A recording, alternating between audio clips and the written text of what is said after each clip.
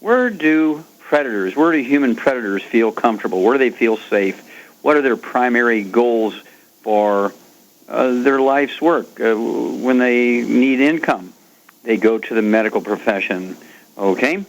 We know that the medical profession in America has been a protected monopoly for 100 years, since 1914, and self-policing, no oversight by any agency.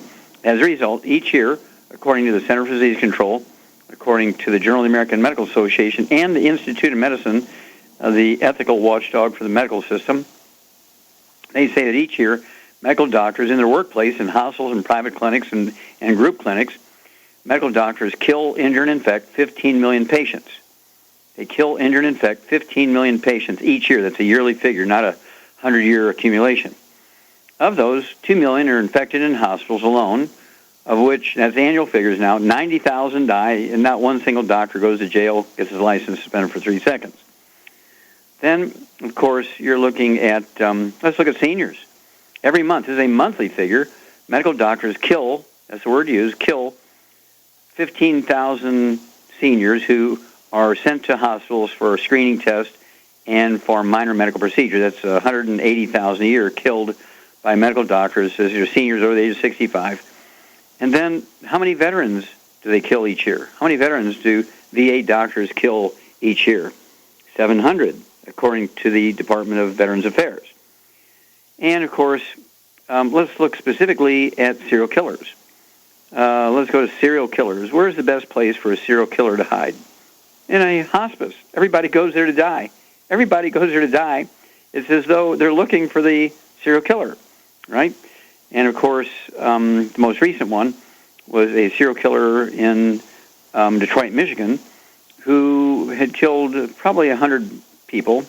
He admitted to killing 40 in one hospice, and the doctors there found out about it, and they transferred him to another one, not wanting lightning to strike their facility, and he killed more, and they figured that out, and they transferred him to another one, and he killed more, and the investigators said he killed several hundred, and he confessed to 40. He's in jail with 17 life sentences. Anybody should realize this guy should be executed, and all the doctors who knew this and transferred him should be accomplices, so at the very least, they should be found guilty of second-degree murder, okay? You know, just like the driver who's driving a getaway car for a bank robber. And the bank robber shoots somebody inside the bank and kills them. Not only does the shooter get charged with murder, but so does the driver. The driver didn't know what was going on, right? But he gets branded also. Well, where is a sexual predator going to go? Oh, he's going to be an OBGYN. But just think about it. In July of 2014, Johns Hopkins, very, very well-respected medical school and hospital, the first medical school in America, I believe, and they had to pay out $190 million in settlements to 8,000 women who were abused by the head of the department for 25 years. He was taking really bizarre pictures of their pelvic exam underneath the drapes. Of course, they didn't know he was, using carpenter's tools and funny little messages and things, and selling them as porno. Now, you can't tell me after 25 years that his buddies and colleagues in that hospital didn't know what he was doing. Well, he committed suicide when when he was outed, when investigators found him. That's because a woman who was a graduate student in OBGYN, she had already graduated medical school, she was doing an internship and residency. She noticed that he was taking these pictures and asked what was going on, and he's always just a hobby, and of course she reported him, and that's what outed him. $190 million Johns Hopkins had to pay July of 2014 to settle with these 8,000 women who were abused. And then each year, there's a yearly figure, medical doctors bill insurance companies and patients 30 cents out of every medical dollar billed, is billed for fraud or unneeded procedures. They did the procedure, but the patient didn't need them. That amounts to $750 billion a year. That is 1/3 of the medical budget. That's $750 billion, and every doctor gets a walk. Remember, Bernie Madoff went to jail for life plus 150 years for defrauding his investors $3 billion. Doctors bill fraudulently for $750 billion, and nobody goes to jail. I find that amusing. Well, once you get a hold of the book Epigenetics, The Death of the Genetic Theory of Disease Transmission. Get a hold of that trilogy of books, Let's Play Doctor, Let's Play Herbal Doctor, and the Passport to Aromatherapy, and learn how to take care of yourself. Avoid the medical system at almost, you hear what I'm saying? Avoid the medical system almost at all costs. Obviously, if you get run over by a truck, you get thrown out of a car going 70 miles an hour and run over by the car coming your way, you need to go to the emergency room. But if you have arthritis, high blood pressure, diabetes, you have kidney failure, you have a history of chronic heart failure, you have low thyroid, you have lupus, periodontal disease, you have macular degeneration, you have dementia, MS, Lou Gehrig's disease, Parkinson's disease, contact your Youngevity associate and ask for the trilogy books, Let's Play Doctor, Let's Play Herbal Doctor, and Passport to Aromatherapy, and learn how to deal with over 900 different diseases using vitamins and minerals and trace minerals and rare earths, amino acids, fatty acids, herbs, and aromatherapy oils, and get a hold of that book, Epigenetics, The Death of the Genetic Theory of Disease Transmission.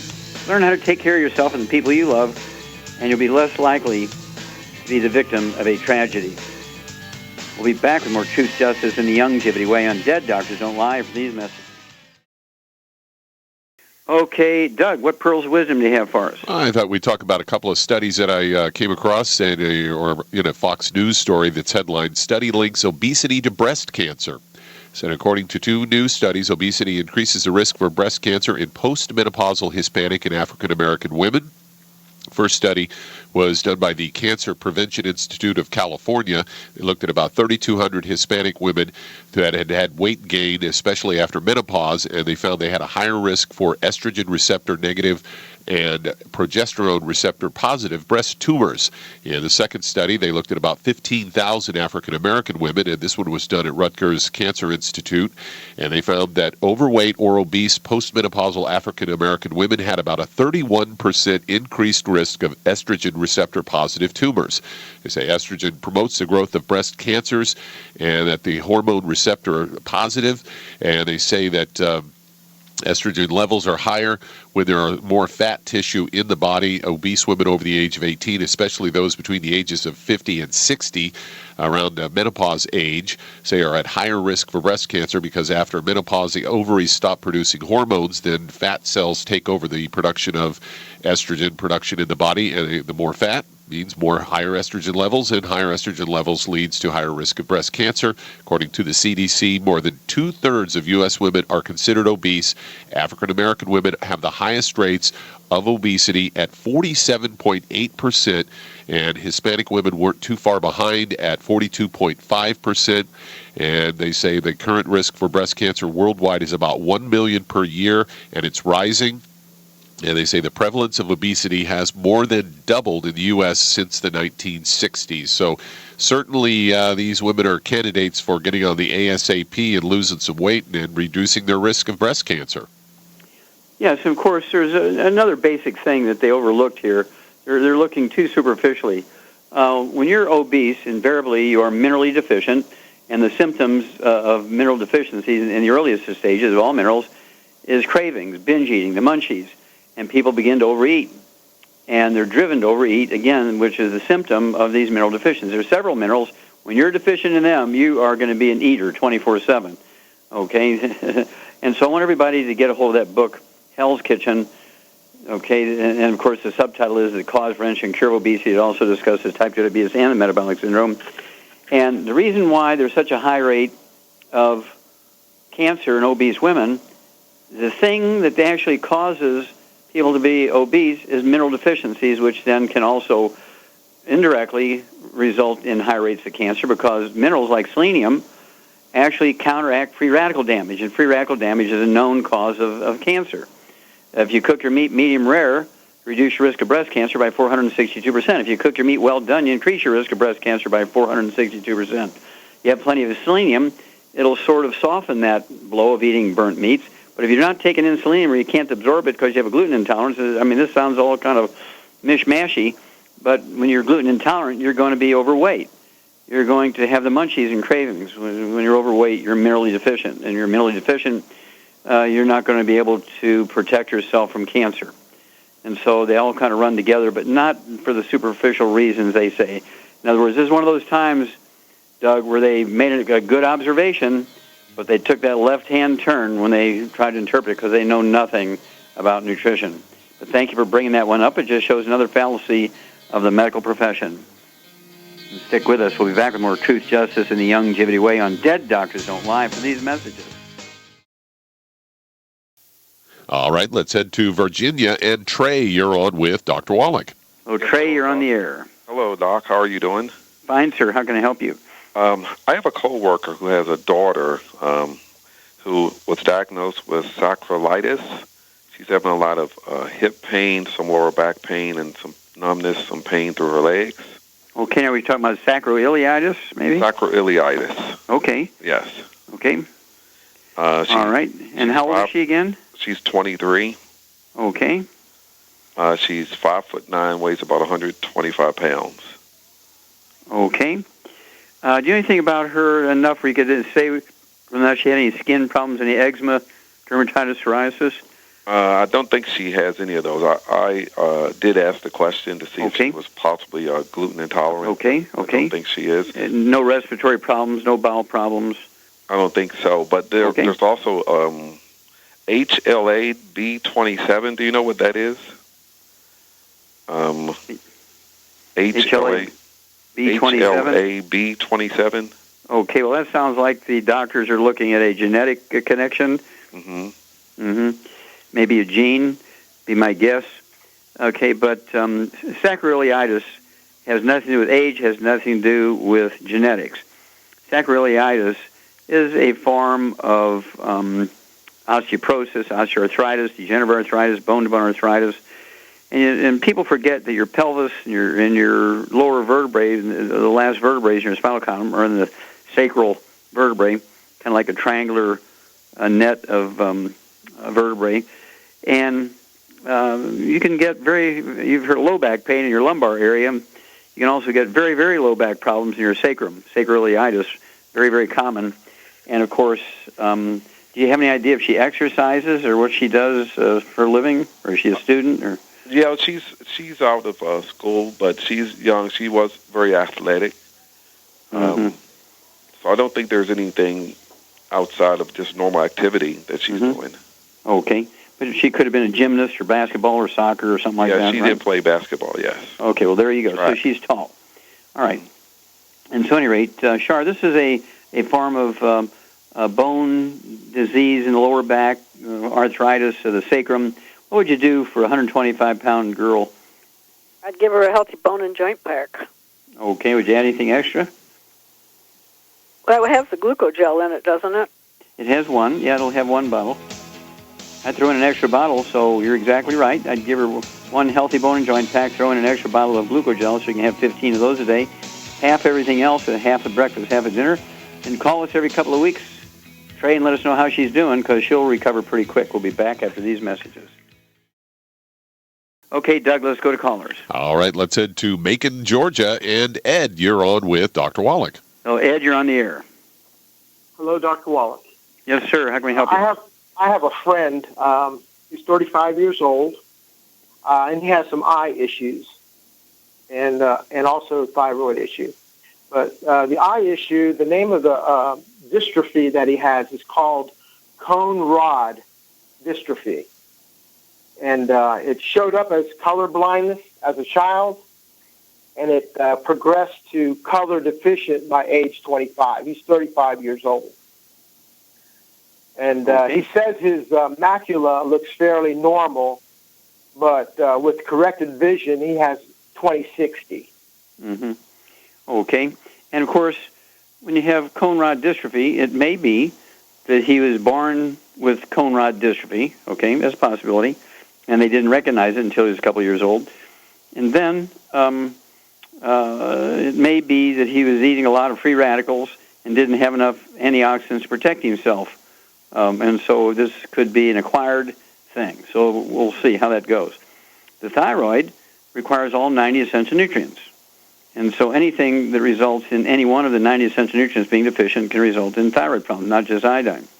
It could also be, let's say he's supplementing, taking everything in, and he still might not be getting anything because he might have a gluten intolerance. So that's a possibility which could go along with this cone rod dystrophy thing.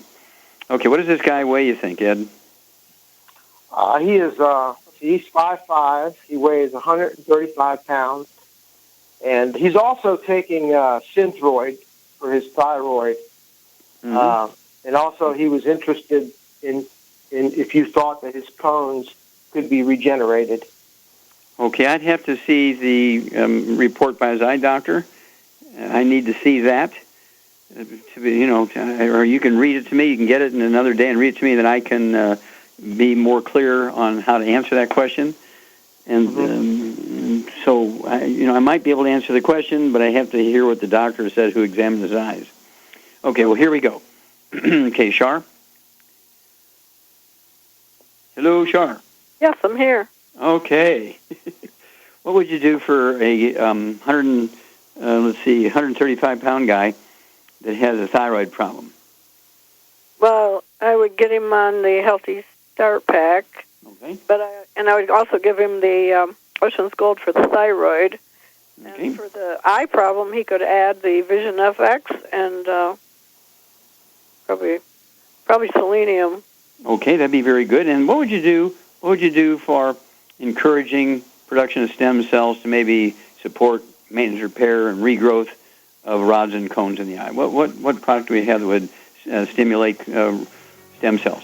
Fucoid Z. Fucoid Z would be good. Very good. Yeah. All right. There you have it, Ed. Give us a call. And, of course, he should be able to get off the Synthroid pretty quickly based on the numbers of the thyroid test. Let us know how everything else is going every couple of weeks. We'll walk you through it. We'll be back after these messages. Let's head to San Mateo, California. And Emir, you're on with Dr. Wallach. Emir, you're on the air. Yes, Dr. Wallach. I talked to you before. I am the guy with lupus and congestive heart failure and 2 blood disorders. And you prescribed some stuff for me. I just wanted to know if I could stop gradually the heart medication and the thyroid gland medication. How can I do that? Okay, well, how long have you been on the supplement program? Well, actually, I haven't ordered yet, but I'm going to ask you first those questions before I order the product. Okay, well, the thyroid is the easiest one because as you're taking the products, you can test yourself once a week, once every 2 weeks, once a month, using what we call the basal body temperature test. And the details of the basal body temperature test is in the book Let's Play Doctor in the home laboratory chapter. But the basics of it is you take a oral thermometer and you put the bulb of it under your arm, in your armpit when you wake up in the morning, leave it there for 10 minutes, shake it down first to below 60, and your underarm temperature should be, if you're healthy, should be somewhere around 97.5, 97.7.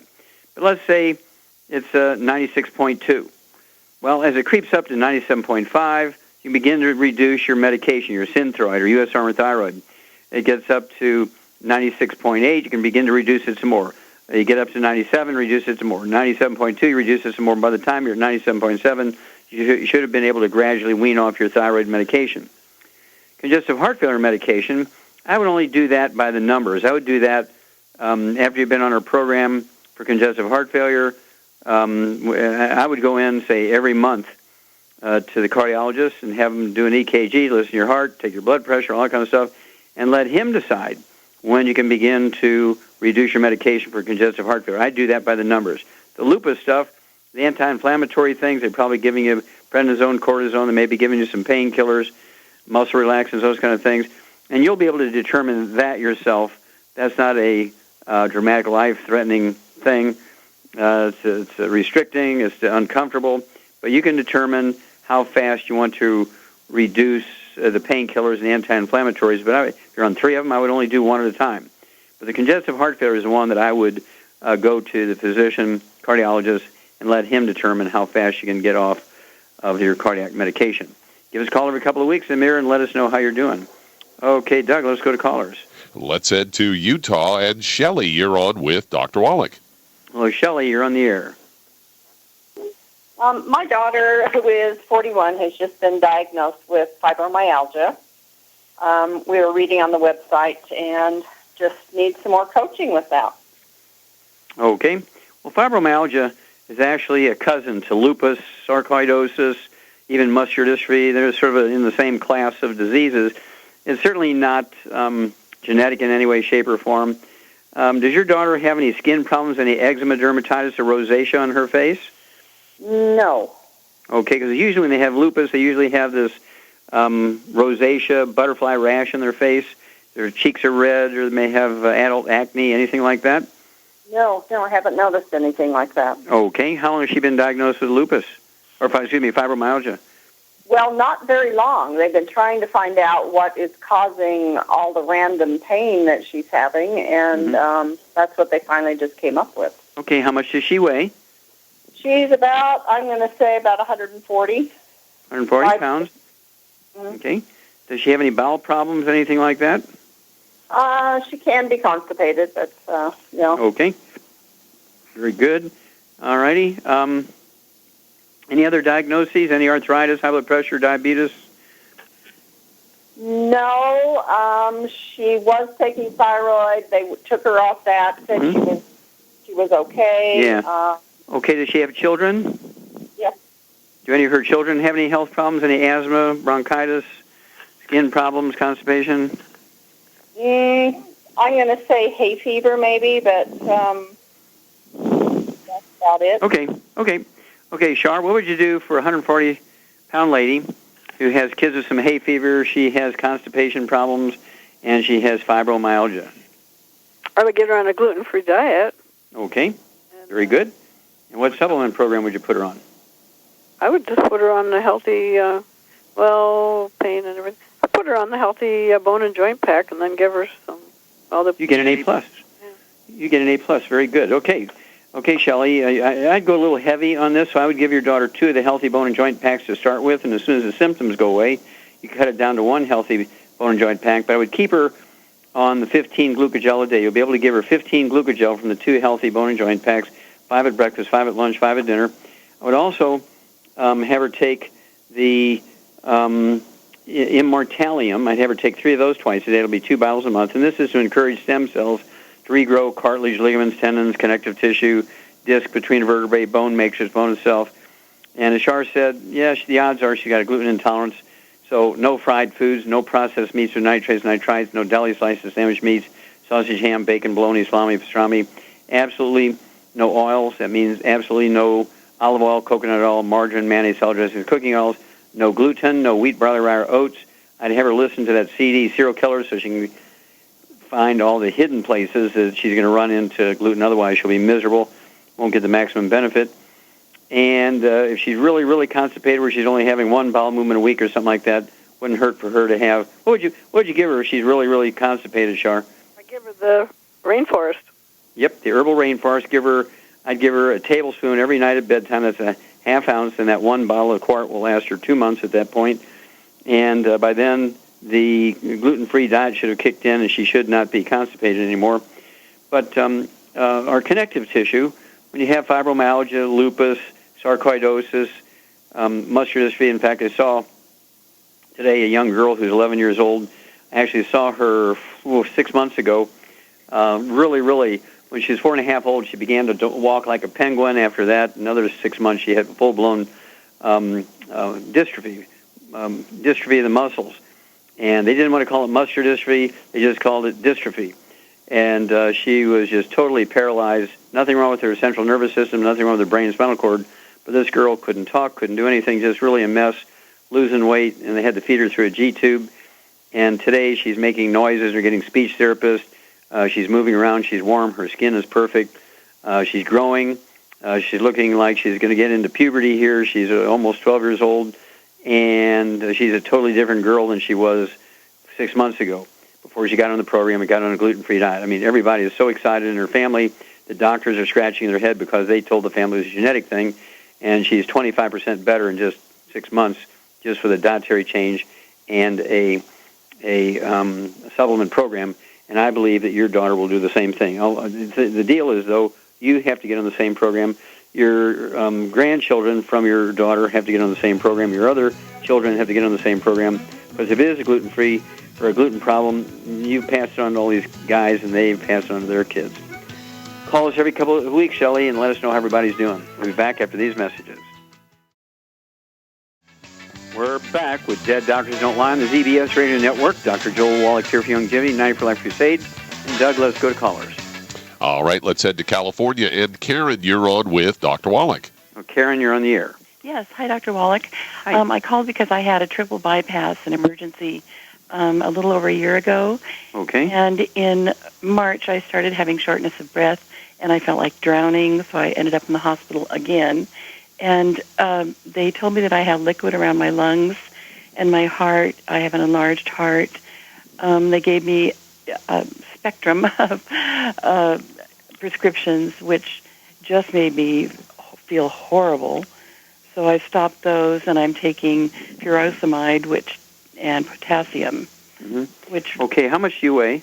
155. Okay, do you have any skin problems, eczema, dermatitis, psoriasis, or rosacea? I don't, and I'm on a gluten-free diet anyway. Oh, good for you. Good for you. I've been listening to you a long time. All right. Very good. And any other issues, any diabetes, high blood pressure? No. The high blood pressure, I don't think it is. No. It was Okay. it was for a time, but it's not now. Now, is that because of controlled medication, or is it not there anymore? I think it's because I've been taking your daily. Oh, okay. Very good. Twice Excellent. a day. Well, that'll do it. Okay, and are you taking the Healthy Brain and Heart Packs? No, I'm not. Okay. Well, let's see. Shard, 155 pounds. How many Healthy Brain and Heart Packs should Karen have? Well, she should really have two. Yes, exactly. And she obviously needs the selenium. Enlarged heart really is the selenium. Yeah, it could be a selenium deficiency, could be congestive heart failure, and so exactly. So 2 of the Healthy Brain and Heart Packs per month.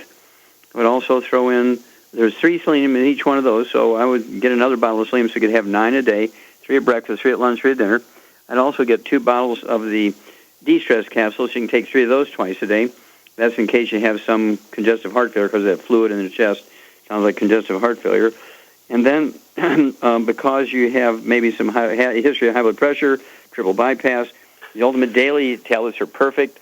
I'd go ahead and take 9 of those a day. That'll be 2 bottles a month. Let's go there. And again, it's imperative you stay away from all the inflammatory foods. You're probably already doing that. No fried foods, no processed meats with nitrates, nitrites, no oils, and as you're already doing, no gluten. And so that's kind of where I would start. And it wouldn't hurt, I'm sure you have a regular schedule to go in and have a cardiologist kind of check you out, make sure you don't have any progressive thing going on in there, and make sure you don't have anybody else in the household getting cross-contamination of the gluten. Doesn't matter how good you are at eliminating gluten, but if you have somebody else in there and they're washing clothes in the same laundry, sitting on the same couch watching TV, preparing their food in the same food preparation surface, even though you're very good about being gluten-free, you can be contaminated, so you got to watch it. So that's where I would go. Give us a call every couple of weeks and let us know what your blood pressure is, what your weight is, and so forth. Want to know your pulse. And anytime you go into the doctor, let us know what he says. Particularly if you're on cardiac medication, I would let them slowly wean you down off of those. Let the doctors do that based on actual numbers from exams and so forth. Don't try to do it yourself. Okay, Doug, how much time do we have here? You got about 40 seconds. 40 seconds. Well, I'm going to go ahead and take it and encourage everybody to get a hold of my new book, Epigenetics, The Death of the Genetic Theory of Disease Transmission. And you're going to learn how all the diseases that medical doctors and the government have said are genetically transmitted are not. And you can avoid them if you don't have them. If you already have them, many of them, not all, but many of them are easily reversible. Things like cystic fibrosis, muscular dystrophy, cardiomyopathy, heart disease, congestive heart failure, things like Alzheimer's disease. I mean, we've got double-blind, randomized, gold standard medical studies on Alzheimer's disease show you how to reduce your risk of Alzheimer's disease by about 80% with just a very simple supplement program. But if you make it a little more complicated supplement program, you might be able to reduce your risk of Alzheimer's disease by 100%. So you really want to get a hold of this book, Epigenetics, The Death of the Genetic Theory of Disease Transmission. Your family will save an enormous amount of unnecessary misery. You'll save yourself a gob of money, and you're going to add 25 to 50 healthful years to your life. Well, thank you, Shar. Super job as usual. Thank you so much, Doug and Richard. Superlative job as usual. God bless each and every one of you. God bless our troops. God bless our Navy SEALs. And God bless America.